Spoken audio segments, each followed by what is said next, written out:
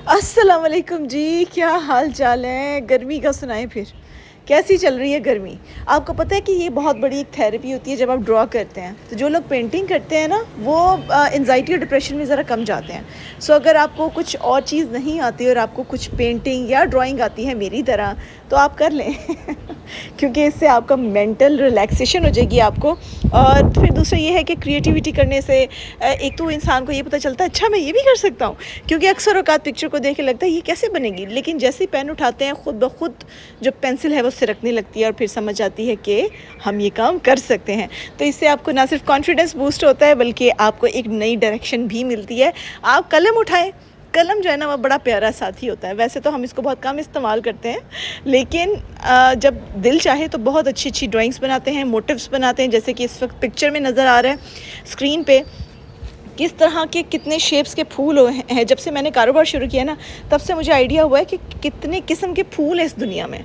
तो देखिए एक होराइज़न खुल गया, एक विंडो खुल गई, कितनी मज़े की बात है। ये गुलाब का फूल होता है, ट्यूलिप का होता है, और पता नहीं कितने कितने हर फूल की डिफरेंट शेप होती है और हर फूल का लुक भी डिफरेंट आता है।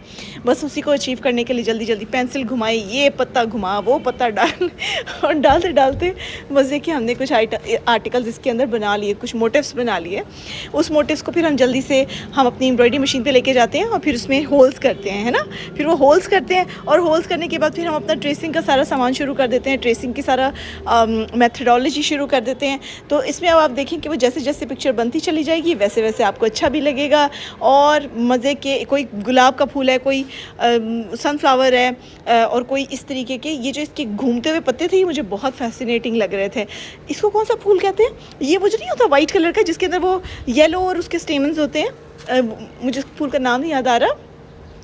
तो अब ये देखें ये भी बहुत मज़े के फूल हैं। तो हर फूलों का नाम अब एग्जैक्टली मेरे जहन में नहीं है, लेकिन शेप आपने देखी होगी कहीं ना कहीं दरख्तों पे लगी हुई या कहीं इधर उधर। ये यकीनन आपके इर्द गिर्द के ही फूल हैं। अब इन्हीं फूलों को हमने प्यारे से कलर्स के साथ ट्रेसिंग करनी है, फिर इसका कलर कॉम्बिनेशन सिलेक्ट करना है। यानी एक ड्रेस के पीछे कितना थॉट्स हैं, कितनी सोच है, वो आपको इस वीडियो में खुद ही अंदाज़ा हो जाएगा। गर्मी ने क्या काम ख़राब किया हुआ है, लेकिन बहरहाल हम इसकी शिकायत नहीं करनी चाहिए। इसकी वजह यह है कि गर्मी भी अल्लाह के मौसमों में से मौसम है। अगर ये गर्मी ना आए तो गंदम नहीं पक सकती, आम नहीं पक सकते। वो जो टेम्परेचर चाहिए ना फसलों को, एग्रीकल्चर नहीं हो सकती। इसलिए जो भी चीज़ होती है उसमें हिकमत होती है। लेकिन कुछ गर्मी की हालत से इतना लोग हमारे वर्कर्स बीमार हो गए थे कि उनमें से अक्सर लोग हॉस्पिटलाइज हो गए। हीट स्ट्रोक इतना बुरा हो रहा था, डिहाइड्रेशन इतनी बुरी हो रही थी। पता है डिहाइड्रेशन में जब हम यूनिवर्सिटी जाया करते थे तो हम लोग पैदल चल के जाते थे पूरी लंबी रोड पे। तो वो क्या होता था, डिहाइड्रेशन की वजह से आँखों में इतनी जलन और स्वेलिंग हो गई, इतनी पानी की कमी हो जाती है। सो प्लीज़ अपना बहुत सारा ख्याल रखें और पानी तो लीमू डाल के पिएं। अब मेरे वर्कर्स जब भी काम करते हैं ना मेरे साथ, एक तो हम 3rd फ्लोर पे काम करते हैं, उस इतना गर्मी शिद्दत होती है यहाँ पे, हरारत होती है कि हम फिर हर आधे घंटे के बाद जग उंडेल रहे होते हैं कि किसी तरीके से मेरे सारे वर्कर्स को सुकून आ जाए। और वो लीमू वाला पानी जो है वो भर भर के मैं उनसे कहती हूँ कि पिएँ, आप लीमू का पानी पिएँ, फालसे के शरबत पिएँ। लेकिन यार ये चीनी बड़ी यूज़ करते हैं जितने भी मेरे वर्कर्स हैं ना। हम लोग तो चाय में चीनी नहीं डालते, लेकिन मेरे जितने भी वर्कर्स हैं इस टाइम मेरे पास मौजूद काम कर रहे हैं, वो एक चाय के अंदर 3 चम्मच चीनी के डालते हैं, बड़े वाले।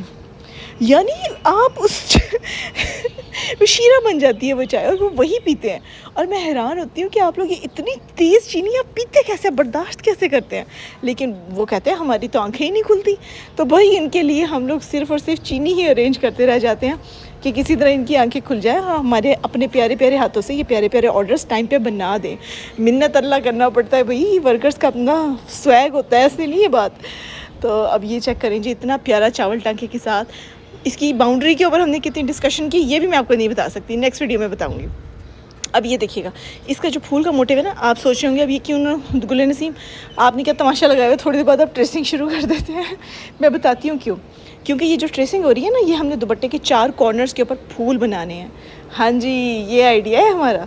आपको वीडियो के एंड में भी नज़र आएगा कि हमने दुपट्टे को कैसे 4 तरफ से डेकोरेट किया है। और सबसे हाईलाइटिंग चीज़, अभी स्टेमन्स आने बाकी हैं। स्टेमन्स टैसल देखिए आपने, फूल के अंदर का जो अंदरूनी हिस्सा होता है उसमें ऐसे स्टेमन्स होते हैं ना, तो वो फिर उस तरीके से हमने वहीं से इंस्पायर होकर टैसल्स बनाए हैं और उसको कहते हैं स्टेमन टैसल्स। तो जो स्टेमन टैसल्स होते हैं उनको बनाने के लिए हाथ से बनाए जाते हैं। ऊन को रोल कर करके ऊन को ट्विस्ट दे के ना उसके अंदर पहले मोती डालते हैं डबल धागा करके, फिर उसको ट्विस्ट देते हैं और ट्विस्ट देने के बाद फिर उसको ऊपर से, मतलब इसके प्रोसेस है, मैं आपको नेक्स्ट वीडियो में वो प्रोसेस भी शेयर करूँगी कि वो कैसे हम लोग बनाते कैसे हैं उसको।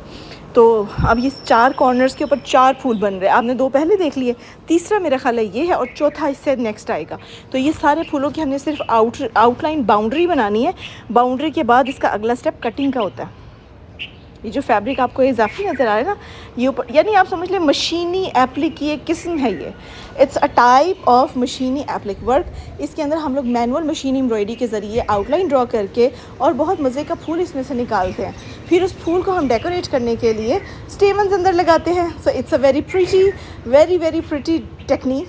और ये देखिएगा अब इस तरीके से हम एक्स्ट्रा फैब्रिक को कट कर देंगे, अंदर का फूल वैसे के वैसे रहेगा और ये मज़े का डिज़ाइन रेडी हो जाएगा जो कि इतना हसीन और इतना ही जमील लग रहा है।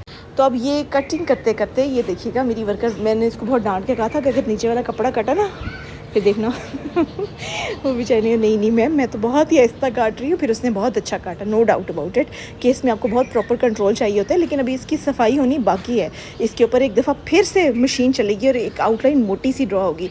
ये आउटलाइन लगाने का मकसद इसकी नीटनेस को डबल करके बांध देना है। अब आपको समझ आई हम एक एक पॉइंट के ऊपर कितना काम करते हैं। हालांकि आपको मार्केट में अक्सर ड्रेसेस नज़र आएंगे बिल्कुल उसकी नीट आउटलाइन नहीं होती। हम लोग सिर्फ इस नीटनेस को अचीव करने के लिए 2-2 दफ़ा आउटलाइन करते हैं। इसीलिए तो अब फिर आप लोग ऑर्डर करते हैं। अल्हम्दुलिल्लाह अल्लाह का लाख लाख एहसान है कि हमारे कपड़े, बने हुए कपड़े आप सबको ना सिर्फ पसंद आते हैं बल्कि आप लोग हर दफ़ा उसको ऑर्डर प्लेस करते हैं, क्योंकि डिफरेंट आइडियाज़ के साथ यूनिकनेस होती है। वो यूनिकनेस का एलिमेंट लाने के लिए हमें स्ट्रगल करनी पड़ती है। वैसे तो अल्लाह का बड़ा लाख एहसान है, हम जो डिज़ाइन करते हैं आप लोग खुशी से पहनते हैं। बस यहीं पे हमारी ईद हो जाती है हमारा ईद का सीज़न इतना डिफ़िकल्ट था, इतना ज़्यादा हम लोग बिज़ी थे ना कि सांस भी नहीं लिया जा रहा था इतना काम था। ऊपर से एक तो टाइम पे ऑर्डर नहीं करना, सब ने ऑर्डर जो है ना वो मई के अंदर ऑर्डर किया, यानी 1 मई से जो हमें ऑर्डर आना शुरू हुआ। और हम कोई ऐसा फंसे बटर येलो ड्रेस के पीछे कि पता नहीं कितने 100 आर्टिकल्स हमने बनाए हैं उसके। अल्हम्दुलिल्लाह अल्लाह का लाख लाख एहसान है, इतने 100 मेरा ख्याल है 1000 से भी प्लस हो गए थे। इतने सूट हमने बनाए फ्यू डेज़ के अंदर, 20 डेज़ में। तो उस चक्कर में हम लोगों को अच्छा खासा टाइम भी लग गया। अब आप देखिए ये कॉम्बिनेशन है जो हमने इस पिंक कलर के लिए चूज़ किया है। मेरा दिल था ठंडे रंग हम पहने, इतना गर्मी थी ना कि लाइट शेड्स देख के दिल को सुकून आ जाता है। जैसे ये बटर येलो ड्रेस आप सब लोगों ने इतना प्यार दिया उसको, क्या यूके, क्या कनाडा, अमेरिका, हर जगह से हमें मैसेजेस आए। पाकिस्तानी तो वैसे ही आते हैं ना, आप लोग तो वैसे हमारी सिस्टर्स हैं, लेकिन जो बाहर के लोग बैठे हुए ना उन्होंने भी हमें इतना अप्रिशिएट किया इस चीज़ के लिए कि कलर कॉम्बिनेशन से लेके प्राइस रेंज तक उसकी इतनी मज़े की थी कि वो ड्रेस हमारा टॉप, मेरा ख्याल है कि अभी तक का सबसे हिट आर्टिकल है जब से हमने डिज़ाइनिंग शुरू की है। अब आप इतना बड़ा कॉम्प्लीमेंट समझ लो उस बटर येलो ड्रेस का। तो इंशाल्लाह मिलते हैं जी नेक्स्ट वीडियो में फाइनल लुक।